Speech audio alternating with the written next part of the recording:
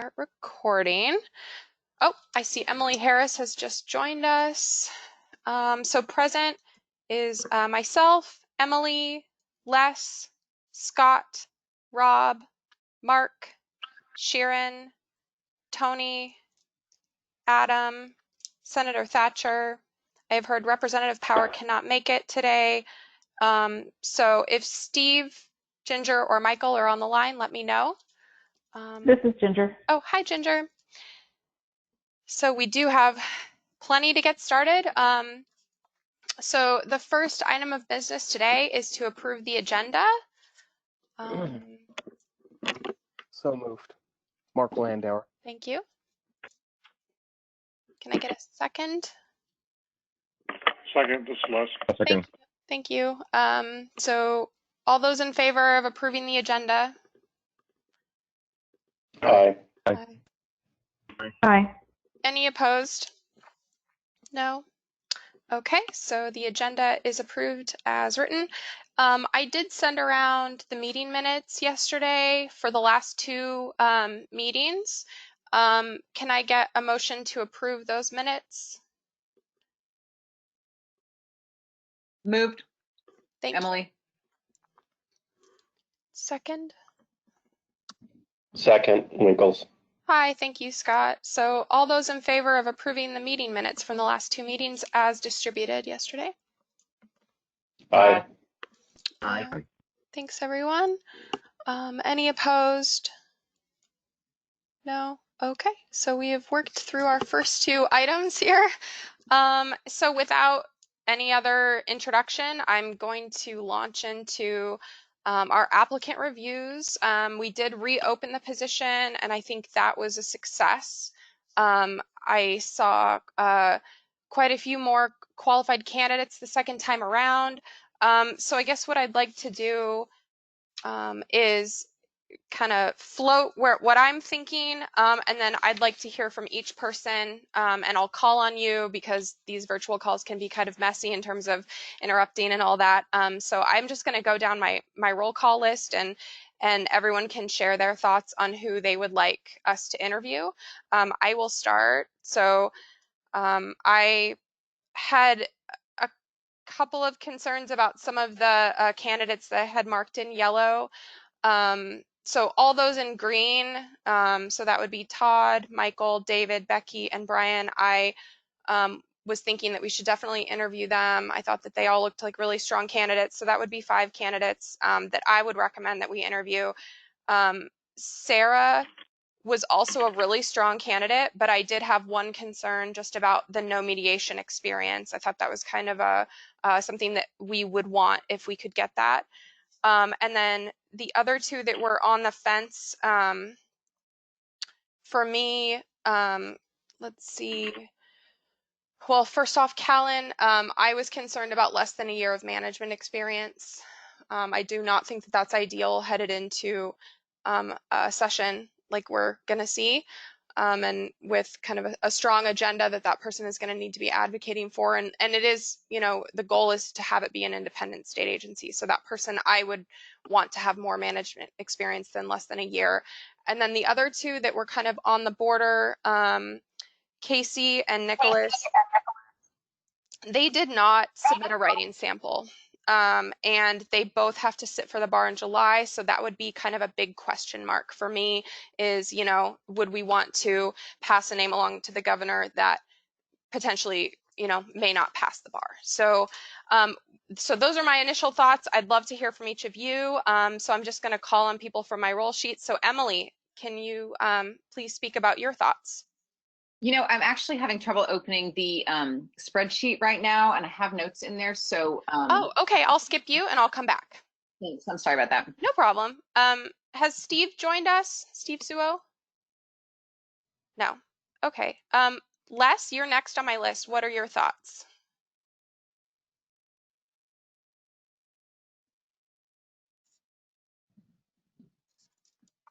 We can't hear you. Can anyone hear Les? No. Oh, okay. Can you hear me? Yes, we can hear you now. Okay, sorry. That's good. I agree with your assessment. I would propose going with the top 5 candidates. They all had strong assets and varying assets. I think we could dip deeper into the pool if for some reason none of those 5 warranted our fuller attention. But that at this point, I think those 5 offers a good pool to start with. Okay, thank you so much for sharing, Les. Scott, you're next on my list.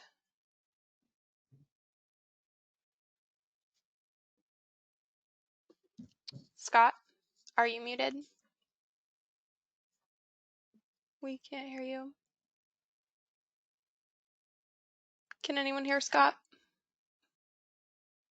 Sorry, No. I had muted in a different window. That's okay. I'm just curious how much staff time was lost to people speaking into muted I know. computers right now. I think the first 5, I think that's a good list. I agree with your assessment on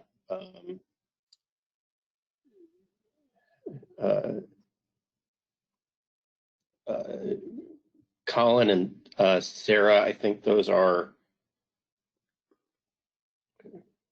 if I'm good with going with top 5. If someone wanted to go to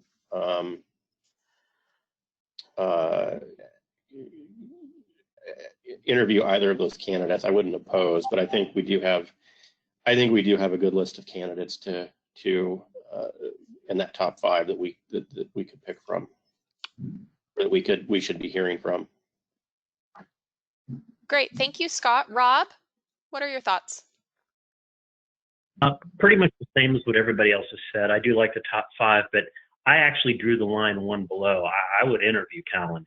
I'd do the top 6, I guess, as interviews, but I'm good if the consensus is to just interview the top 5. I'm good with that. Okay. Thank you for sharing that. Mark? Good afternoon, everybody. I'm prepared to make a motion, but of course I will make and wait until everybody has had the opportunity to speak. I believe that we have a very fertile list of candidates, and I'd be prepared to make a motion to interview the top 5. I do have, I share Rob's interest in the 6th candidate, but I really think that the lack of managerial experience is sort of a poison pill there, because I do think that this person is going to be immediately thrown into a managerial position with another attorney, and I think that that's going to be a really important aspect of this person's responsibilities. So I will be prepared to make a motion to interview the top 5.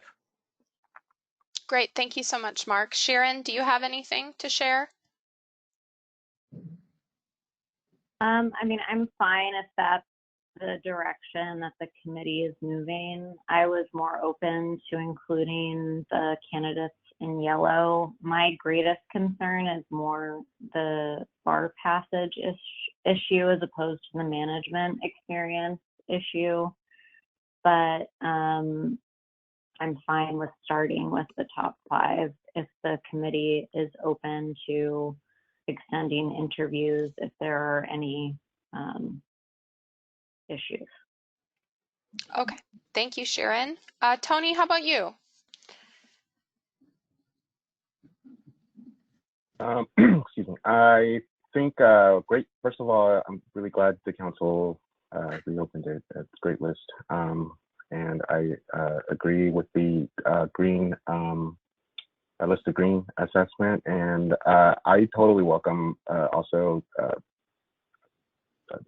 looking at more with the yellow candidates. If there's time, I guess what I wanted to see if this moving forward, this would be then just for the public interviews that would be, I guess, like the final interviews. Is that right, Stephanie? Yes. So we would be doing our round of So interviews. yeah, a lot. Mm-hmm. Yeah. Okay. All right. So I think I definitely, if I would support Sharon and wanting to know if there's a way to consider the others, but I'd like I would like to at least at the very start look at the green. They're a great list. Thank you. Great. Thank you, Tony. How about you, Ginger? Do you have anything to add on this? I mean, I'm prepared to go with the group if everyone thinks that the top 5 are best. I would probably throw in that 6th person, even though there's a lack of management experience, there is significant other experience that I think would be useful here. And, you know, it's a relatively minor investment of time, and, you know, who knows what we'll see there when we interview. So I think my choice would be for the top 6 folks. Okay, great. Thank you, Ginger. We do not have Michael on the phone. Is that correct? No, Michael. So Adam, what are your thoughts looking at this list? Ginger made the point that I was going to make. I think adding that 6th person was probably going to be value add, specifically the legislative experience. It seems like Callan might be the 2nd most experienced person legislatively. And while I understand the desire for greater management experience, I think the reward versus the risk weighs in his favor to just have the interview. That said, if the group doesn't want to go in that direction, I'm totally good with the top 5. Great, thank you, Adam and Ginger. Senator Thatcher, I know you're non-voting, but do you have anything to add on this? No, not anything to add. I think either the 5 or 6, whatever the council wants to do, either seems reasonable. Great, thank you. Now, Emily, circling back to you. Were you able to open your notes? Yes, thank you. Great. Yeah, I think okay, I just want to make an observation, which is just simply an observation, and please don't anyone take this in any wrong way, but I just want to observe that the top 5, 4 of them are men, and I made some specific, you know, hopes in the recruiting that we were going to open the applicant pool as wide as we could and specifically recruit for a gender and ethnicity diversity. I don't know anybody's ethnicity on this, but I want to make that observation. I am somewhat concerned about managerial skills, and I'm somewhat concerned about like sitting for the bar. I think those are really good points. I know the Sarah candidate personally, and so my views might be colored on this, and I'm, you know, want to be very candid about that. But I was attracted to her experience, having come both as a requester and a fulfiller of records, a provider of records, with the reporter and PR background. So I do know her from, we went to high school together. She's about 3 years older than I am, and we also went to the same college. And again, 3 years older, so I don't have a lot of direct personal experience, but I don't want that to color it too much. So it looks like the main thing there is the mediation column, which you know, I would love to hear more about whether that's, you know, how that weighs compared to managerial. And I think the advocacy piece, you know, being able to work with the legislature is huge. And I don't know how strong she really is on that, but I would be interested in considering adding her to the list. Okay, thank you for that, Emily. I think my other concern with Sarah was the 1 to 2 years of the training in public speaking is a little light for this level of position. I feel like that might be more appropriate for, you know, a deputy position or, you know, a lower level position. That was just my initial thinking. And then you know, she does have less legislative experience than some of them, but not enough to, you know, counter out. But yeah, I guess my number one concern with that candidate was just the 0 mediation experience. I think that is a skill set that we're looking for. Does anyone else have any thoughts about that? Yeah, I want to say something. Oh, not about that specifically. Okay.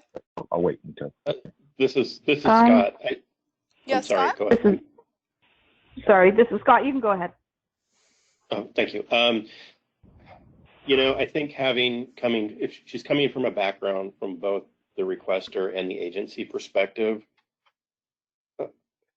I think that actually and I would like to hear from the candidate on this as to what value that would be in mediating when there's a conflict. So coming from both backgrounds, I actually put a lot of value on that, and I know I said I would be willing to go with the top 5, but I'm sort of leaning towards the top 7 now,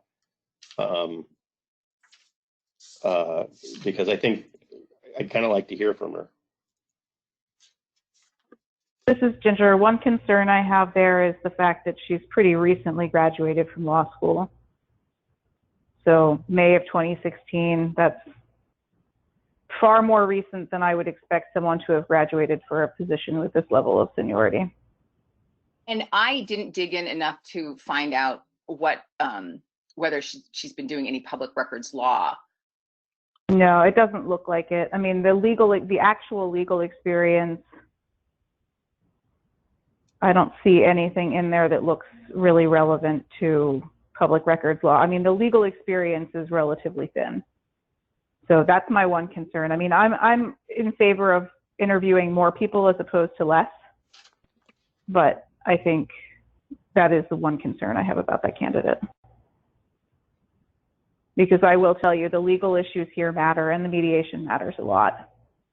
I mean, being able to have legal experience walking into this job and be able to analyze complex issues, I think is pretty important. The mediation is also fairly important, although I myself didn't have that much mediation experience coming into it, so that might be a little less important, but the law piece is really important.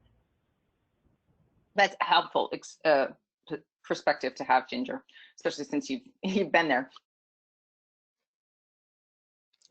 Tony, did you have I mean, some I'm thoughts? in favor of including more candidates for interviews as opposed to less. I mean, you know, as we talked about a little bit before, like the actual cost is relatively low. It's what, like 20, 30 minutes of our time to interview an extra person. So I think if we want to do more interviews, that would be fine with me. And I apologize, by the way, if you can hear the dog snoring in the background. That's par for the course around here. Thank you, Ginger and Emily. Tony, did you have some thoughts to share? Yeah, I just wanted to say one, Emily, thank you for bringing up the gender equity observation. I kind of thought the same thing, and wanted to, yeah, just kind of go back and say, it would, for me personally, the training in public speaking is super important, just for my own background and why I'm coming to this council. And so I would love to hear more. You know, one of the questions has to do about public training, and I'm very interested in that component. So I think if the council is amenable to more candidates, I would support it as well. I do recognize that it does take a while from the last time that we did the first round of interviews, but I'm willing to put in the extended time, but I'm also understanding of other people's commitments and time obligations. So thank you. Thank you, Tony. Does anyone else have any thoughts? Sure. Well, okay, so this is Mark Landauer, and listening carefully, I agree with many of the comments that have been made. And as a result, I would be prepared to move the top 7 candidates, just with the understanding that we need more diversity in the candidate pool than the first 5. I completely agree with that sentiment. And so I would be prepared to move either the top 6 or 7 folks, depending on the will of the council. I want to do this in a unanimous fashion, just because I think we should begin with a slate of candidates that we all agree upon. It doesn't sound like we're off by much, but whether or not we interview 6 or 7 candidates, it doesn't make much of a difference to me, but I am very concerned about the diversity, lack of diversity in the top 5. Okay, thank you, Mark.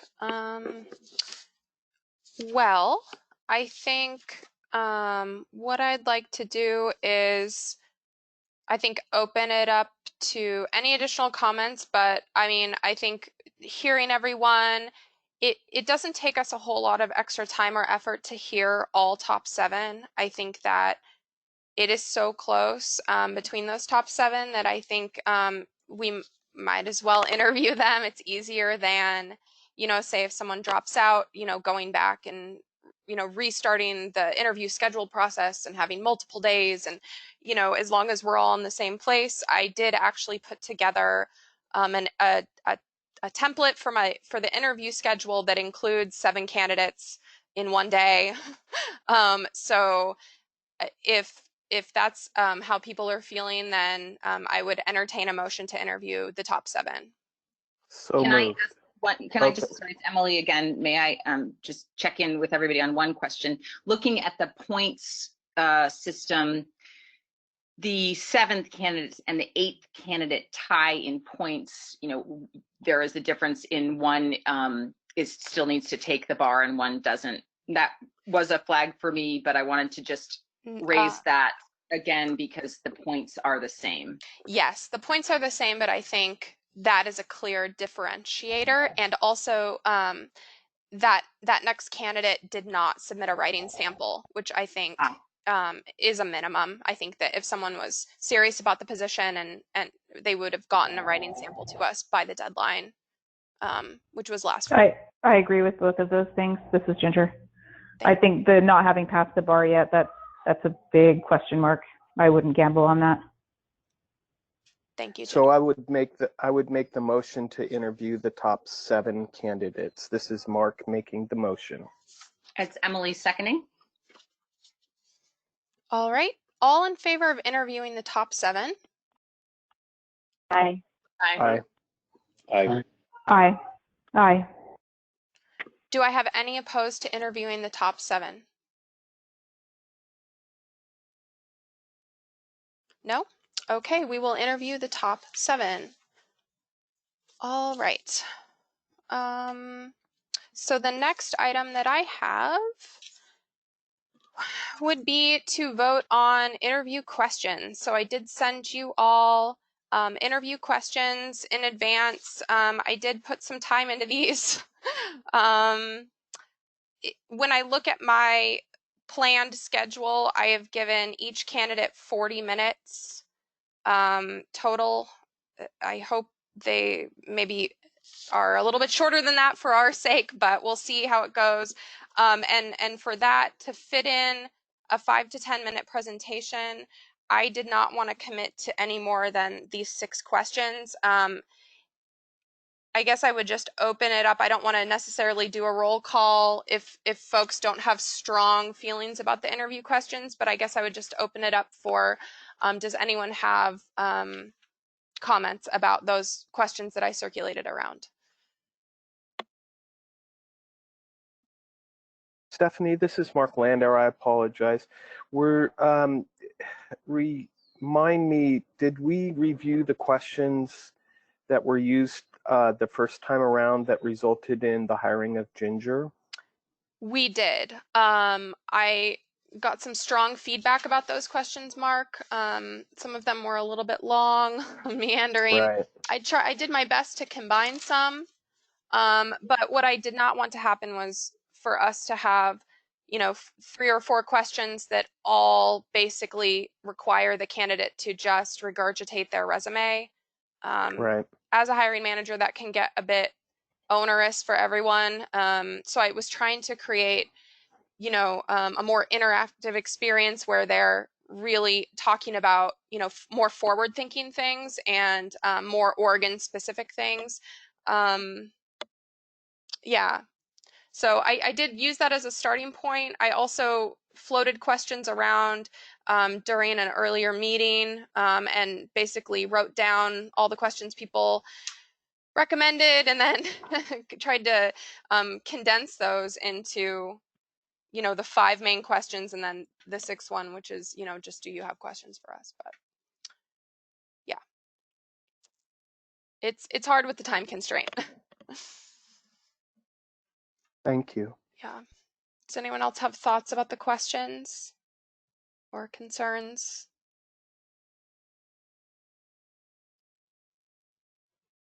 No. Okay. Well, I'd like. Hey, Stephanie? Yeah. I'm sorry, this is Adam. Hi, Adam. For question number 3, Mhm. I was wondering if you might be able to describe what a 10-point answer for question number 3 might look like, at least in your mind. I think specifically the second one, I'm trying to figure out a way how I would fairly grade, what are some ideas you have to improve access to public records in Oregon? I think it's an excellent question. I just don't know if it really is the responsibility of the potential interviewees to know that on their interview. Yeah, that's a but- great question, Adam. That one was in the interview questions in 2017. I just want to throw that out there. And then Ginger, did you have something to say? I do. I have strong feelings in favor of that question. In fact, I think it might be the most important question here. Okay. This was also a question that we asked when we were hiring for the deputy. I mean, a 10-point answer to that question illustrates not just a knowledge of the law in Oregon, but also a sort of ability to think critically about the law, which is deeper than just having a straight up knowledge of, these are the deadlines, these are the appeal rights. I mean, what I would want to hear in an answer to that question is that the person has a basic grasp of the law, but also has thought about it a little bit and cares enough about the issues to have some sort of substantive opinion that is nuanced and demonstrates an interest. So that's what I would say for a 10-point answer. Thank you, Ginger. Does that answer your question, Adam? It does. It does. I think part of the thing I'm wrestling with is just given, this is a first interview. I understand that might be a thing that really separates those folks who have put in the time or otherwise demonstrate the previous experience in working with public records law to kind of separate maybe the top 1 or 2 from the rest of the pack. So that's really what I was looking for. So thanks, Ginger. Well, and I would also point out that I am heavily in favor of providing the questions in advance to the candidates. I think that is a fair way to do things, especially since we're openly discussing them in this meeting. And that will allow someone who maybe is less familiar with Oregon specifically to do some research if they need to, and get up to speed, because that is what we would expect of them on day 1 of the job, honestly, is to have been up to speed on the issues that Oregon faces specifically. So I think providing the questions in advance, we're not going to blindside someone who may be from out of state and have that disadvantage if they were just on the spot.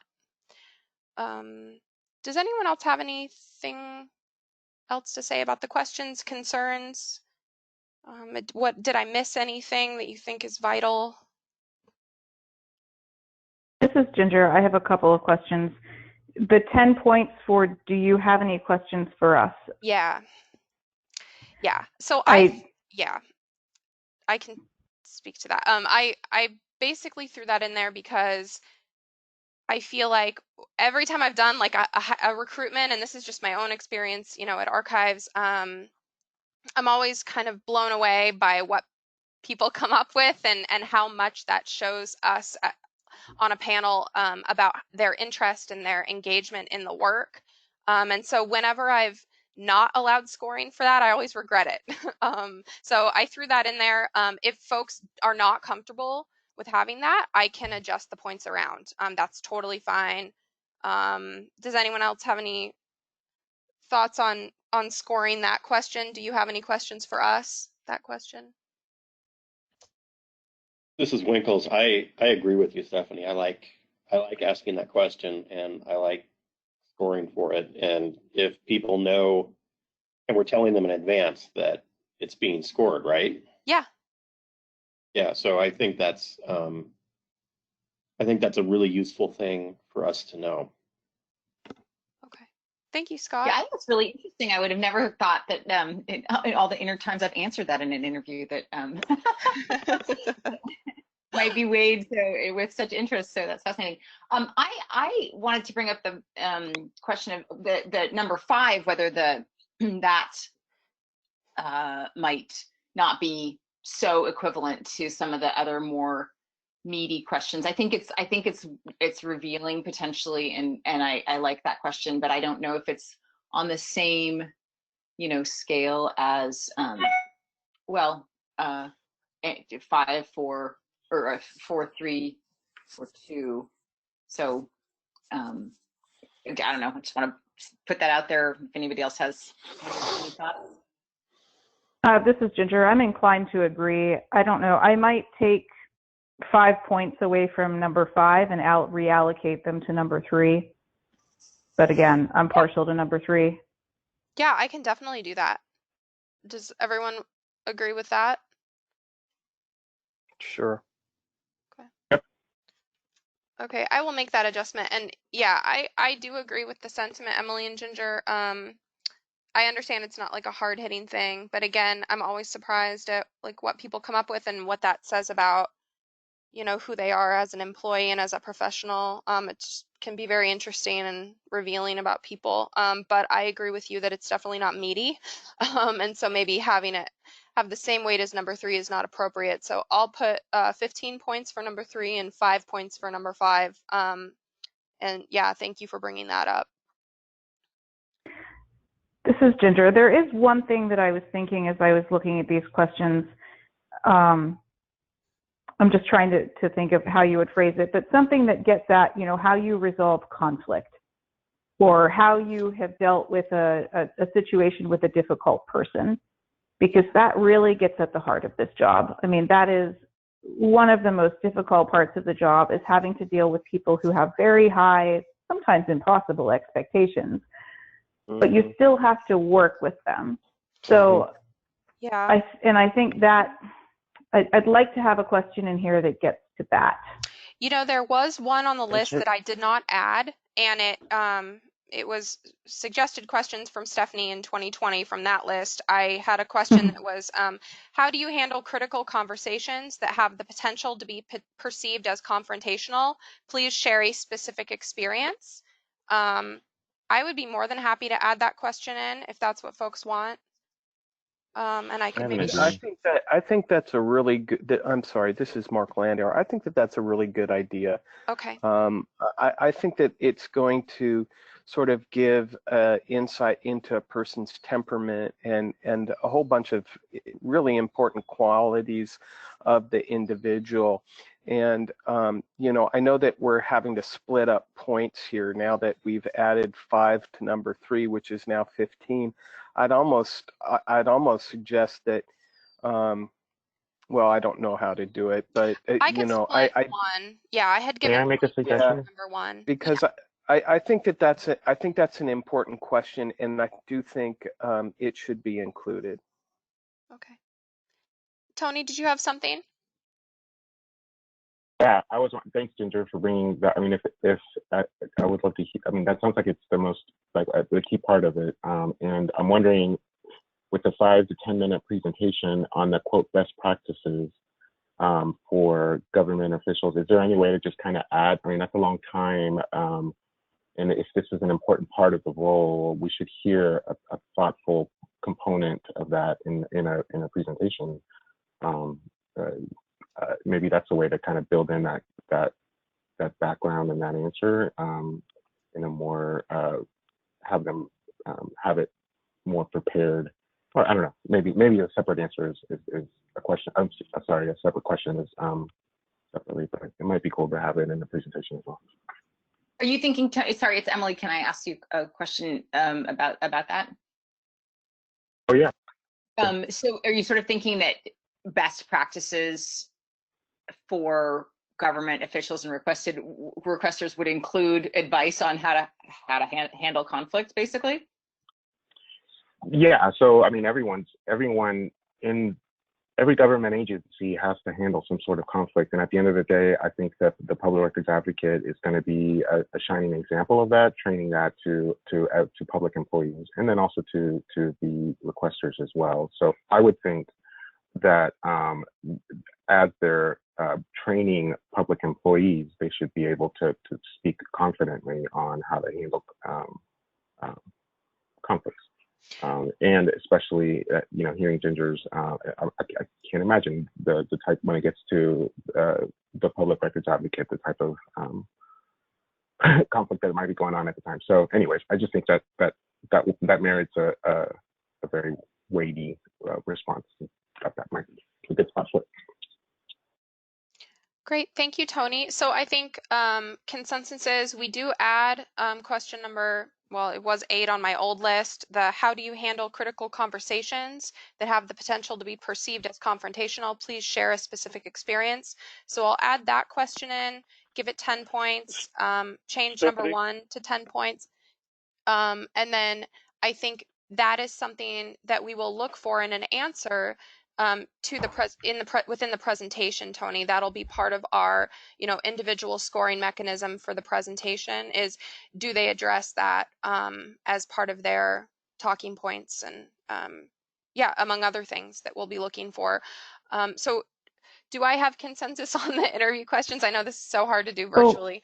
This is Ginger. I was wondering if we could rework that question a little bit, though, because if I were presented with that question as a candidate, I might kind of wonder what it means. Like, what is a critical conversation?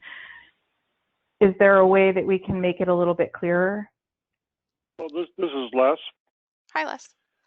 I think we're sort of giving them a multiple choice question, which is not really great in an interview. I would say to reframe it, to have them describe a single circumstance where they were involved in, and I don't know the wording, but involved in a conflict, and how did they resolve it?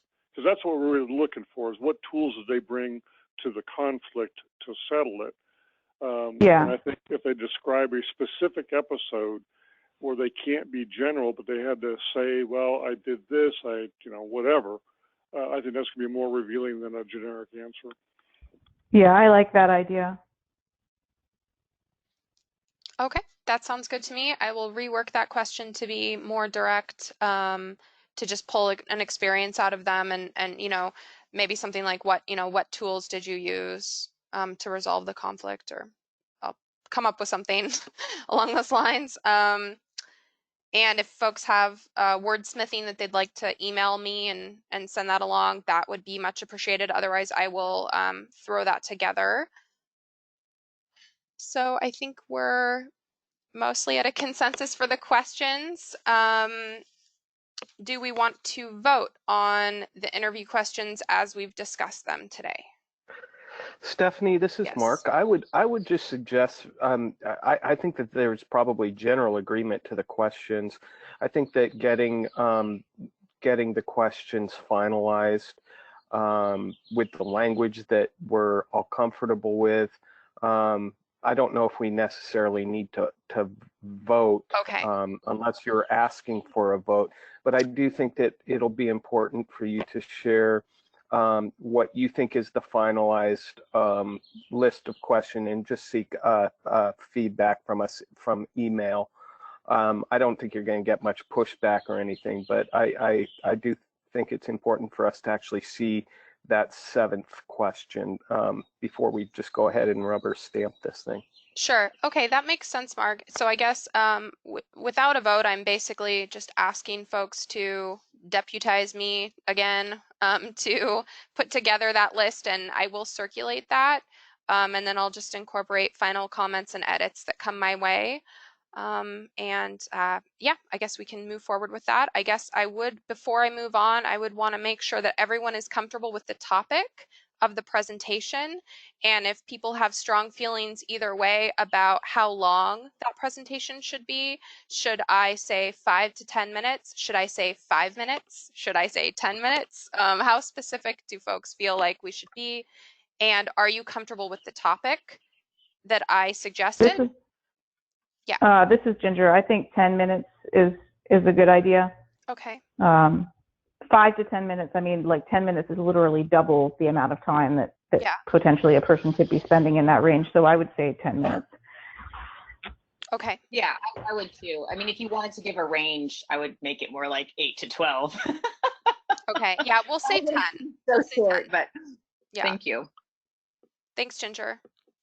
And just in terms of the topic, right now I have it as public records requests, best practices for Oregon government officials and requesters. So general, so vague, but if people want it to be more specific, now's the time to let me know. I like it. I think it's good. Okay. I guess I kind of hope to avoid just the general like top level presentation on what is the Oregon Public Records Law. Like we all know kind of what it is. So Well, it's not I hope for that they us, stick to like really. Yeah, it's not really Yeah. for us. It's really to see how they would speak to the public and how they would speak to government officials. That's kind of what I was thinking. Oh, It's more okay. role playing, like they're Oh, okay. pretending Okay. they're in a I got you. city. Yeah. They're Oh, not. Yeah. sweet. Yeah. Gotcha. Yeah. It's not like I to think teach it's- us. Cool. I think Okay, it's a I good idea misunderstood too, because again, it gets to the sort of critical thinking, like the higher aspects of not just do you know the facts of the law, but you know, have you really thought about what the law means and how it can best be implemented? I think I like this topic. It's Cool. Emily Thank with you. a question, if I may. Is how much of the public presentations of the advocate are to a mixed group of requesters and government employees? Because I think it'd be very interesting to hear a presentation that was geared toward both, like imagining both people, representatives of both groups in the room, and that may be the most efficient, you know, role-playing situation for an interview. I just was curious how often it happens that way. This is Ginger. Almost never was I doing a simultaneous presentation to both the public and the government. I mean, I think here probably the best strategy for someone to take is to divide the presentation up and speak first to the government folks and then to the members of the requester community. But I'd like to hear them address both, I think, in the presentation. Well, if yeah, maybe we should make make whatever we want. If we want to split it up, maybe we should just make that a little bit clearer, or maybe, you know, there's a second sentence you can add, Stephanie, to describe, you know, Yeah. the Yeah, that was scenario. just my kind of short summary. I will be describing a scenario to them. Basically saying, you know, you are presenting to a mixed group of Oregon government officials and public records requesters. You know, present on best practices for a 10-minute presentation, that sort of thing. Can I ask a question? This is Michael Krohn. I'm sorry I was a little late because we had a Supreme Court brief due today. Hi, But Michael. I'm here now. Hi, guys. And I guess my question is, it seems a little strange to me that we would be asking all of our candidates to do this presentation when we have a candidate whose job it is to do these presentations. And that just feels a little bit, I don't know, that seems a little strange to me. Like, are the presentations that Ginger's office and now Todd have been doing for the last few years going to be resources that are available to everyone, or is it just, Yeah, I mean, I don't know. they're up on the website. I guess I would say there's really no question that a person that's been acting, you know, in an interim capacity would potentially have a leg up, but that's just the nature of it. Does anyone else have any thoughts? This is Ginger. I mean, if you wanted to make it a little bit more of an even playing field, you could send along to them the PowerPoint presentation that I have. It's more, you know, the one that I did usually was more substantive areas of law. But, you know, you could send it along to them to level the playing field a little bit. But, I mean, I'm strongly in favor of including the presentation as part of the interviews because it is such a big part of the job. Yeah. I'm also in favor of including it, it's Emily, in the interview. And yeah, I mean, I don't know, do we let them find the resources, or because as you point out, you know, if you're in the job, you already know what the resources are, and practice, but also as Stephanie points out, that happens anytime that there's a candidate for a job that's, you know, in a temporary capacity or interim capacity. And I don't, if we want to send something along, you know, maybe it's the document you just referenced, Ginger, maybe it's a statement saying that, like, you know, past trainings are on the website if you want to view that as a resource. I mean, some people might come in with like brilliant ideas that nobody has done yet here. Yeah. You know, we may not be looking for, you know, exactly what's been done in the past. So I don't know, but you're right. It would be some, I think, the sentiment of offering, you know, some fair background starters is probably a good idea. How does that sound, Michael? I don't know. It just seems a little strange to me that we would be specifically choosing to have all the applicants do a thing that one of our applicants is more or less doing routinely. But, you know, if everyone else is comfortable with it, it's okay by me, I Can guess. I ask you, Michael, what do you there's a chance to see how other people would do it, but do you feel like the person who's already doing that would just sort of automatically come in with such a leg up that it's an unfair thing to ask? Is that what your concern is? Well, at least that it could be perceived that way, yeah, that we're favoring our internal candidate over external candidates. This is Ginger. I mean, I think unfortunately that's kind of the nature. I mean, Todd has a leg up on all of the questions, really. I mean, Yeah. because he's been doing this job for quite a while. So I don't know. I mean, it's hard to get at because so much of this is presentation ability. I mean, so much of what the job is also being able to speak intelligently to the issues, being able to give a presentation well, and it's hard to really get to that in an interview. I'm just trying to think if there's a way that we can ask for a presentation on a topic related to public records that maybe Todd wouldn't already have prepared. Yeah, I'd have to think about that. I mean, honestly, just making it not specific to Oregon might help, right? Like, I guess we mostly have Oregon candidates, but Wesley. Sorry, my dog is threatening to wander off. The joys of working at home.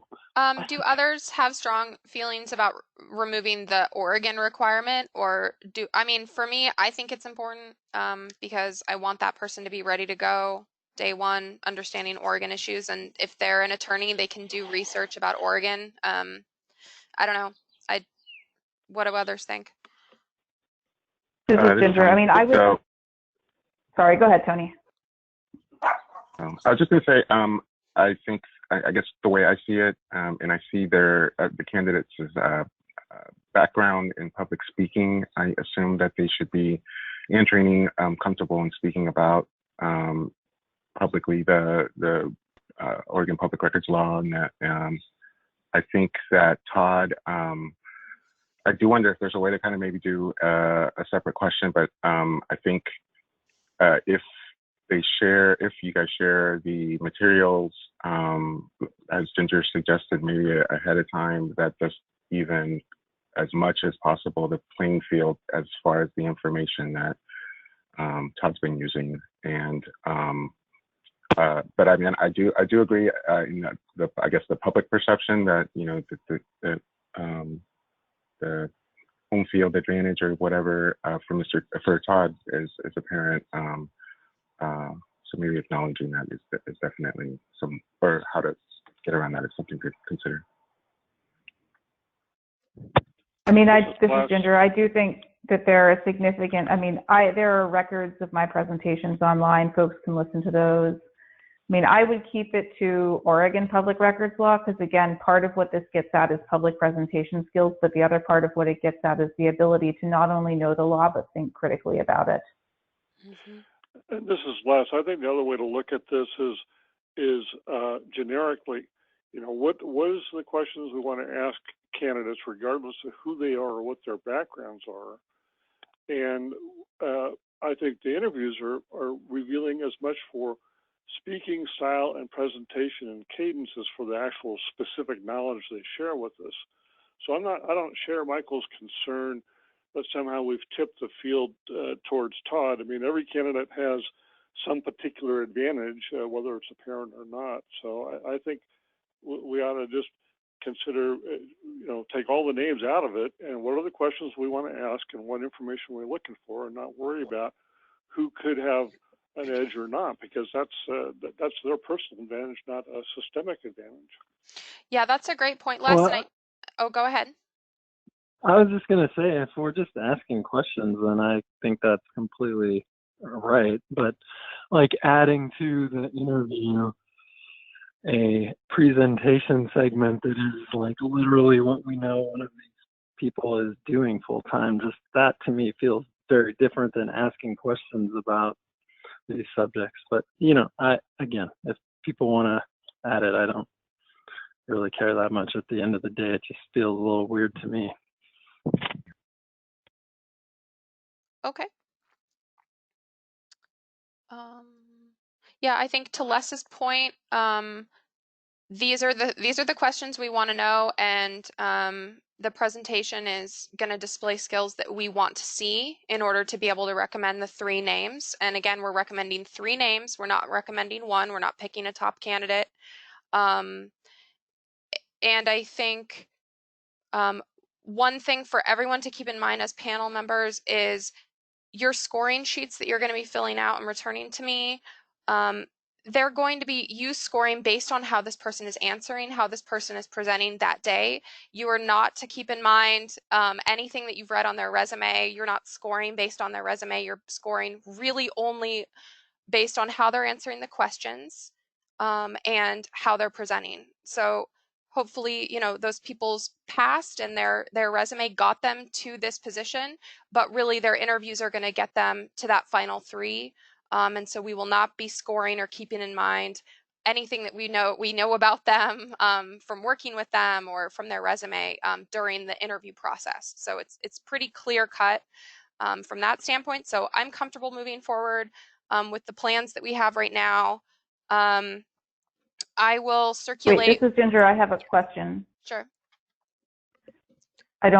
I guess I don't understand what the distinction is there. I mean, if you're looking at someone's resume and it shows that they have only 3 years of legal experience,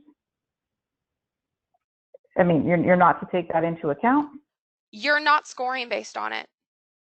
So in the interview round. So the scores that they received to get them to the interviews were based on their experience, right? But if someone, for example, if someone answers the first question and they're talking about their experience, but from their resume that they have all this other experience that they're not sharing, you are not able to add extra points based on what you know from their resume. You're only scoring based on how they answer the questions. So that might be a challenge for, a candidate that, you're familiar with their resume. But that is really, HR best practice for interviews. We really want to keep in mind just how they're answering the questions and scoring just based on that. Does that make sense? I accept it as a policy, but I don't accept that it makes sense. Okay. But I will abide by the policy, but I'm not going to say that I think it's a smart policy. Okay. This is Rob, and I just want to ditto what Ginger said. I hear the phrase best practices, and to me, and I don't mean this in any offense at all, but to me, the phrase best practices is a trigger word that just is an unasserted, unproven claim of authority. And so I would want to push back on just that phrase, because I would want to know who's best practice and who sets it. And if it's the state's best practice, and that's actually what they want to do, they want to functionally wash out all the advantages and disadvantages of who we select for an interview, and then everybody goes into the interviews completely equal, and then they have to push buttons to get points. To me, that just sounds too mechanical. Okay. And lacking any subjective determination of who we think can do the best job, and we're just scorekeepers. And I think that's a terrible way to go. I don't think that's the best practice.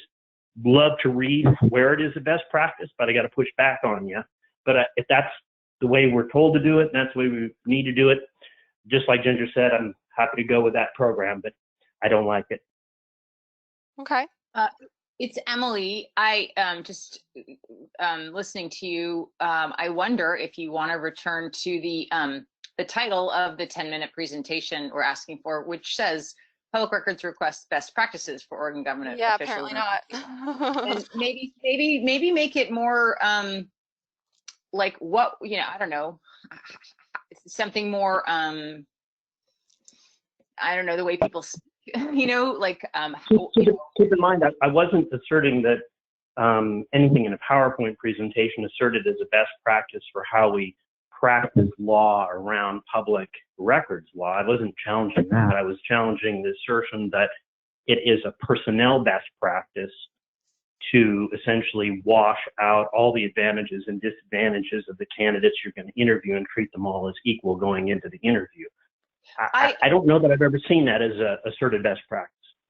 I heard you on that, and I'm sorry wasn't clear on like the leap my mind made to because yeah, it does feel very mechanical and a little bit hard, like hard. I mean, I suppose that, I don't know, I'm not a hiring person, but I suppose the idea in it is that you may surprise yourself at like what you wind up, people that emerge as leaders when you step back to try to objectively assess them. I think it's really difficult to ask humans to forget what's on a resume. So I think there's like, it's just a challenging concept going in. And again, I'm not defending it because it's not my practice at all. But I was just trying to think about like how I think about it. I did have a question, Stephanie. So when we I'm sorry to just finish that thought. And so I left forward with the best practices, critique in this specific setting, the hiring best practice, and wondered if there was actually, a way to open the door wider in that presentation we're asking for. But I understand that's not what you were saying. I was taking it somewhere else. To the hiring question, I did want to know, Stephanie, if what we hand off is to the governor is 3 candidates, with points from interviews, what does she do to hire people? Ginger, do you want to answer that? I don't know if you want to hear my answer to that. Okay. So, I think I don't know how the sausage is made. Now we do. Now we do. I guess I meant having been the only one that actually goes through that process, but the way that the process looked is they went through interviews. So I did a first round interview with Misha, Emily, and one other person from the governor's office whose name escapes me now. I apologize. And then after that, they selected, I think it was just me. I think I was the only one who went forward to an interview with the actual governor. And, the interviews were fairly brief. It was, I think, 15 to 20 minutes. And so the second round interview was with the governor. And then after that, they told me that I was the candidate that they were selecting, but that was still subject to the confirmation process and the bar reciprocity process. So, that was kind of the basic process of it. And as I recall, the timetable on it was fairly fast. I think that the council had reached out to me maybe in November to let me know that I was one of their 3 candidates that was being moved forward to the governor's office. And then I think that the interviews with the governor's office were in late November and early December. So if that's helpful at all.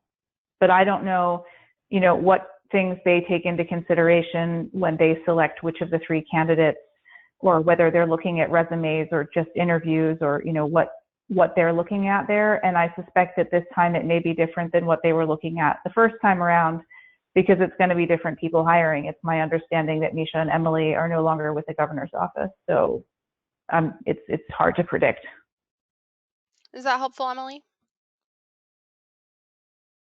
Yeah, does she get like all both, since it's all very point driven in this system? I assume I shouldn't assume, I'll ask the question. Does she get the scoring system that led to the interview the rankings that we've looked at to choose who to interview? Does she get the scorecards, or her proxies get the scorecards from the interviews? Do they look at the resumes? Do they look at the writing samples? Do we have any idea? They will work with DAS. So DAS is running this recruitment. DAS is HR department, and I basically funnel everything back to them. They are the record copy holder for this recruitment, and so what the governor receives from DAS HR, I'm not sure, and I have not asked. Okay. So I'll let them work that out together. This is a great question, Scott. Emily. Hi, Scott. So after the PRAC makes sends their candidates to the governor, is the background investigation or the background check and all that stuff done on the 3 candidates, or Yes. these? Okay. Yeah, we did not do that in the past. Okay. Yeah. That's your standard like criminal background check? Yeah, all the reference checks, the background checks, all of that stuff would be, on whoever the governor decides to do that on. I'm not sure if they, some HR folks want to do it on, all top candidates. Some just want to do it on the final candidate. I'm not sure what their procedure is for that. Okay, so we've discussed the questions, we've discussed scoring.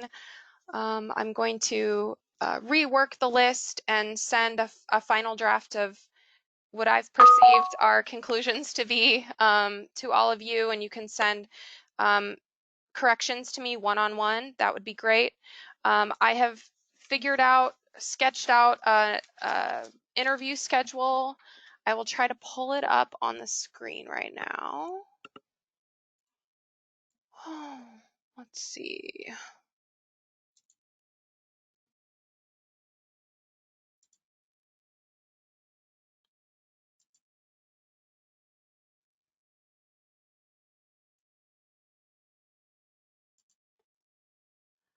You guys are gonna love it. Let me zoom in here. So basically it would start at 8:45 and it would allow 40 minutes for each candidate starting at 9 a.m. with 10-minute breaks in between because in my experience hiring on these panels, you need breaks, you need to bake in time in case, I do like to tell the candidate you will have 40 minutes hard stop. But sometimes panelists ask follow-up questions that can extend that time, and I don't want to penalize candidates for that, so I do try to keep track of all of that. Just to clarify, these questions that we decide on will be asked of each candidate. I will assign who will ask which question on the day of based on who actually calls in and is present for the meeting and who is participating in the panel. If the candidate answers the question and you have a follow-up question that you'd like to ask, please do so, but make sure that it is in the spirit of requiring more information based on their answer. So don't ask a completely different question of a candidate that is not related at all to one of their answers, because then we are required to ask each candidate that question. This is, again, my understanding of HR practices. I've only worked at Secretary of State's office, so this is how we've done it. If other people have other HR experiences they want to share, please feel free to chime in. But in my experience so far in my career, it's not a good idea to ask candidates lots of different types of questions because we want to be fair and equitable. And we want to ask the same questions to each candidate. Again, if you have follow-up questions that are directly related to someone's answer, maybe you need to clarify something that they've said, you are welcome to do that. But knowing that we only have 40 minutes and we want to allow them time to do a 10-minute presentation for the last part of that 40 minutes. So I have given us a lunch break in this schedule. I will circulate this around. And if people have concerns about the schedule, let me know. I'm open to shifting it, but I really do want to be done by 4. I have to pick up my son from daycare. So I don't want to be here past 4 if we can prevent that. All right. Does anyone have any concerns about the time slots, the interview schedule? I don't know if you can all see it, but I will email it out. Basically, it starts at 8:45 a.m. We have 50 minutes for lunch from 12:10 to 1, and then we are debriefing from 3:20 to 4 o'clock, ending right at 4 o'clock. And if you can participate for the whole day, that's ideal. If you're only able to participate for half the day, we can't have you on the panel because we have to, again, be fair and equitable. So in terms of, you know, the final scores and tallying, all of that, we need to have the same panel members present for the entire day. So please don't call in if you're not able to commit to the entire day. So my plan is to send questions and scoring sheets out to each of you. Those scoring sheets, you will be typing and filling in your notes as we go along, and you will be typing your scores for each question or for each answer. And then there will be a spot to score at the top for your final score.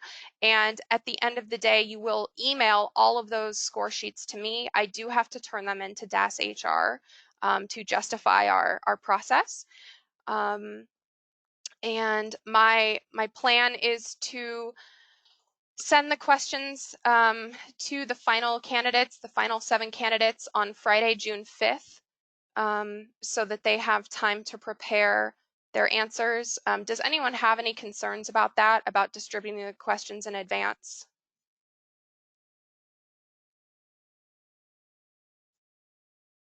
No? Okay. Okay, thank you. So again, after the interviews, I will total up the points. We will look at what the top 3 scores are, and we will pass those top 3 scoring candidates to the governor. And I will do that through DAS HR and let them know where we're at with that process. And then again, like I said, I'll send all the interview materials over to DAS HR as the record keeper, because this is technically their recruitment, even though I'm kind of running the administrative side of it. Can I reconnect what you just said now with the conversation that Rob was having just a minute ago? Sure. So is it the case that the only scores that we're going to base who we send to the governor on are what our scores are coming out of the interview? That was my understanding. Yes, that is what I personally have done in the past. Stephanie, I would really ask that you go back and seek clarity on that and make sure that that is the policy, because I have to confess, I agree with some of the concerns that have been brought up. Not being able to look at a candidate's entire sphere of qualifications is I think is really problematic. Okay. And I would really hope that we could get some clarity on that, because I think that that's a problem. Okay. If we're basing our judgment and 3 candidates based solely on the interview, I think is a problem. Okay. This is Ginger. I concur with that. I mean, it's problematic because it's going to select for the people who talk the most, who are the best advocates for themselves, you know, possibly at the expense of the people who are actually most qualified. And I think actually there are potential equity issues in that. So yeah, I would ask for clarity on that, because I'd really like to be able to take into consideration all of the things, all of the information that we have in front of us. So, you know, the resume, the writing sample, all of it, you know, when we make our final recommendation. I understand what you guys are saying. I think what I would propose to remedy this would be, so I've already scored all of their experience with my initial spreadsheet. I guess what I would suggest is that I reach out to DAS HR and make sure that I'm allowed to do this, but the way that I would see it working would be to just total their 2 scores, the ones that we applied during the screening, the first initial screening, and then the totals that we achieved through the interview process. Would that sound fair to people? I'm more okay with that.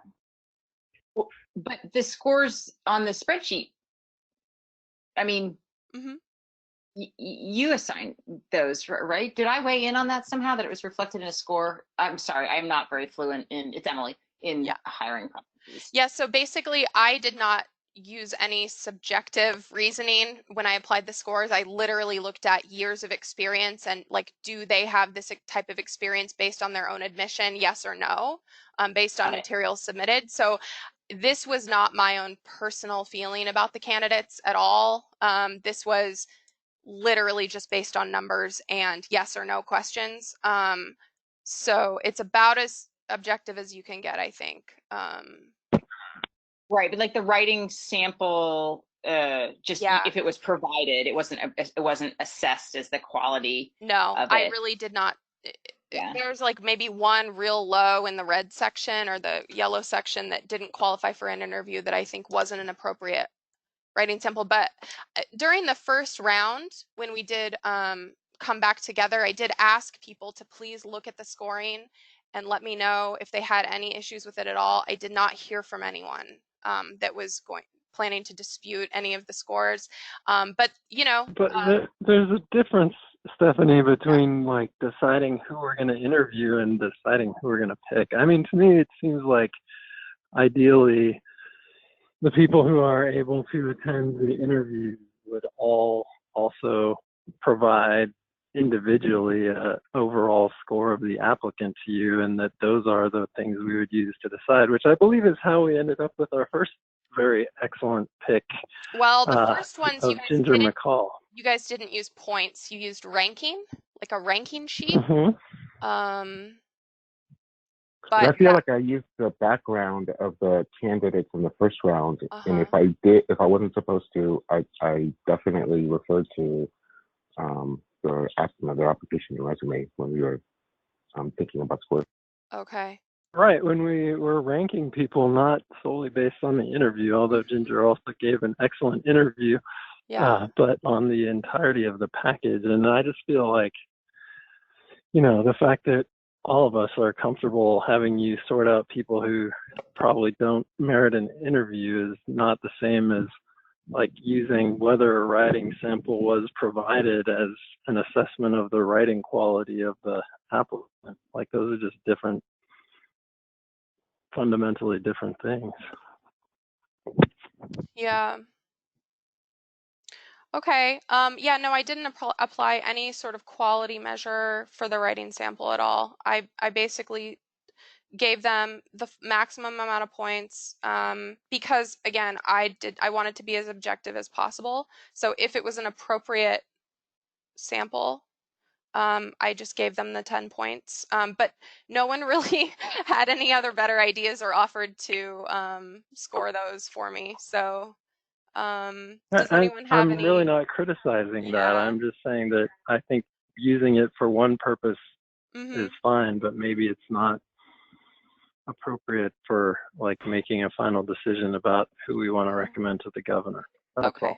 Okay. Stephanie, Stephanie, what I think I'm hearing is that the council is interested in looking at the entire body of the candidate, the qualifications, the ability to present before the public, their knowledge base, so on and so forth, and just confining us to the interview process, I think, places undue blinders on our ability to critically evaluate these candidates.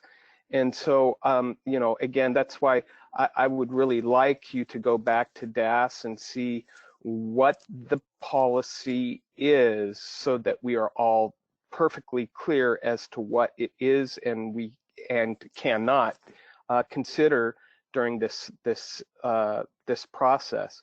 And I might also say that the answer to that may very well require us to do a longer debrief at some point. So that's sort of what I wanted to say. Sure. I concur with that. Okay, so what we could do is conduct the interviews with the scoring, because I don't really have a better idea for that right now. And then I think during the debrief, what I could do is distribute ranking sheets to people like the first time around. Would people prefer to use ranking to make their final top 3 decisions? I kind of would prefer that myself. Thank you. Okay. That's Mark. Yeah, this is Ginger. I agree, and especially if we can take kind of a more global view of the candidate, their resume, their writing sample, and the interview Yeah, as part of the ranking. okay, well, I think what I'm going to do then instead, because I don't want to mix scoring criteria. I don't want to start having, oh, well, we've got points here, and what do they really mean if we're really just doing rankings? So I think we throw out the points. I think we don't score points because I don't have a clear picture of how those points would translate into ranking. Because I think that the ranking, if we're going to do it, that's what we're doing. We're not mixing points with ranking. So I think we have to just do ranking like we did in 2017 or like you all did. I will, if that's what folks want to do, I will distribute those. And basically for those that haven't done it before, the way that it works is you've got a series of rubrics where you're basically typing in who your top candidate is during the first round. And then after the second interview, you readjust based on how the interview went, and I guess the person's overall qualifications, if that is what the council would like to do. And then basically after the third interview, you re-rank those 3. And then we kind of come together at the end and compare how those rankings match up. So is that what folks would like to do? Basically just what you all did in 2017 instead of points?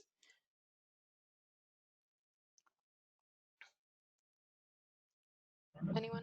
This is Ginger. I'm fine with that. Okay. This is Rob. I support that strongly. Okay. I think that makes sense, Stephanie. Okay. Okay, yeah, I'm cool with it. Okay. So that's what we'll do. Oh, did someone else? Sorry, this is Sharon. I recall the last time that we did this. I just want to make a point, if we're going to do it that way, which I'm fine with, that we have enough time to do the reassessment that you referred to, because I remember I was the first in line to do the ranking and I hadn't had sufficient time to complete that. So if we can just be mindful of allowing people to have the time to carefully consider, that would be appreciated. Yeah, that's a good point, Sharon. And I think, I did bake in 10-minute breaks. So between each candidate, so that will allow us time to reflect and make sure that we're really understanding and critically thinking through our rankings. Okay. Great, thank you. Yeah. The end. Okay. Hey, Stephanie, I just want you to know that you've done a great job, and we're not Mark. beating you up. No, You've done I a know. great No job one really here. had strong opinions before. I don't know. But no, it's totally fine, and I appreciate people being open and honest with me. I want to do this right and make sure everyone's comfortable. And again, yeah, every agency is different, and we have our own process at Secretary of State's office. And I'm very flexible, though. I just want to make sure that everyone understands the process and believes in the process. And I really do understand people's points about wanting to take into account experience and all of that. So we'll go for rankings. And Emily, I just want to second what Mark said about thanking you for the work and the flexible and the feedback. And I just want to say on the record, I'm not sure which way is better, but this one feels like a way that I guess will hopefully capture my assessments in a more connected to reality way, I guess. So, but I honestly have no idea what the best way is. But anyway, thank you for your all the work before this and your flexibility today and everyone's input. Yeah, absolutely. And I still will want everyone to take notes, though. So I still will be distributing notes sheets, even though you won't be scoring them with points. it'll have like a space for the candidate's name, your name, and then all of your notes. Basically, I use those scoring sheets or the note-taking sheets really as just like a reminder for myself of what the person said. I'm not necessarily like writing critical notes when I do it. I'm writing just basically context notes so that it reminds me, when I'm going back and reviewing all of them, what the person said and how they answered. But how people use those note sheets are up to them. But just keep in mind that I will be collecting them all at the end and that they are public records that will be retained. Does anyone else have any questions, concerns for me today? This is Ginger. I just wanted to say thank you. I think you're doing a great job and really appreciate all the work that you put into this. Oh, thank you, Ginger. I Okay. echo everyone. Thanks, Tony. Okay. Agreed. Thanks. So, Me too. so I think we are at our end here in terms of conclusions. I've got my work cut out for me with finalizing the questions. I will finalize ranking sheets. I will circulate that all to you all. And then I think I'll be, assigning those time slots randomly for each candidate for interviews, and I will keep you posted regarding whether every candidate is interested in interviewing and is still available for that. And if anything weird comes up, if someone can't make it, we'll figure it out. And I'll just keep you all posted as I work through the process. So do I have a motion to adjourn today? Motion made, Mark. Seconded, Emily. Okay. All right. All those in favor of adjourning? Aye. Aye. Aye. Any opposed? Hi. Nope. All right. I am closing the May 28th meeting of the Public Records Advisory Council. Thanks. Thank you. Bye. Thank you. Thank you.